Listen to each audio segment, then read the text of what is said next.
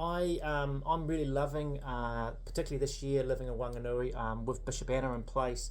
I drive to Wellington less, and so I'm spending less time in my car. And in some senses, I've had more time in my local community and more time to develop a good natural rhythm of life where I'm not in my car early in the morning too quickly. And so I've really enjoyed just being present in my community, having a rhythm of life that works in a more healthy way. And so just to let you know, what I normally do is, Jenny and myself will wake sometime with a 6 on the clock, and we'll get up, and then we normally have our first coffee, and then we'll head across the road to our morning prayers at our church across the road, which is 7 a.m. We gather with other people from our church, and we pray at 7 a.m. in the morning. Then we come back home, and normally I'll have maybe my second coffee. I admit there's a little bit of an addiction issue. Have my second coffee, and then I sit down in our lounge and often do my own individual private prayers as I sit in my lounge, and I reflect often on the scripture readings for the day, and I just pray through different situations and pray for different people, etc.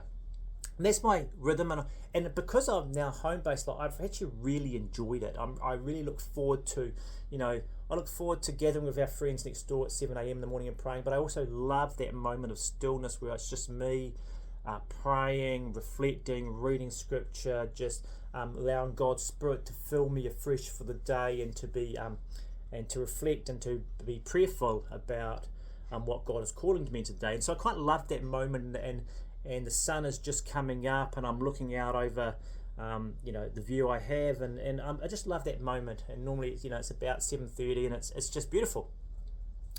However, the other day, my beautiful mokapuna who I live with, beautiful 7-year-old, he found me, and so there I was, deep in prayer with God, and reflecting on the scriptures for the day, and enjoying the peace and the tranquility of the Spirit upon me.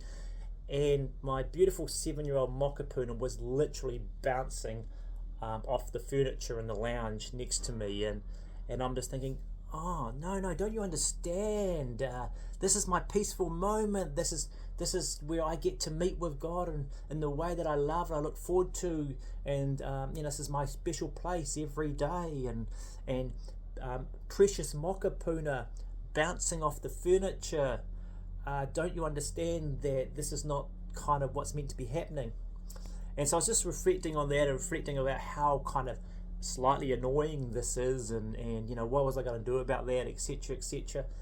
And I just feel like the Spirit of God just sort of prompted me. He said, isn't this interesting that you love your mokapuna, you want your mokapuna to experience life in all its abundance in Jesus, but you're kind of a bit obsessed with your own way of doing prayers and your own way of doing, starting the day, etc. And he says, isn't this very similar to the churches we all inhabit now, where we're living with old and new coming together, and we find it hard when old and new sometimes clash, and the next generation coming through wanting to do church in a different way, where they're bouncing off the furniture maybe.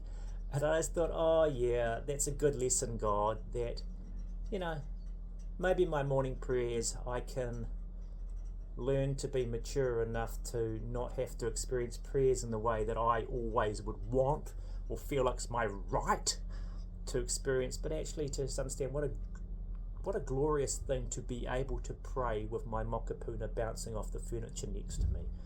Isn't that a beautiful thing?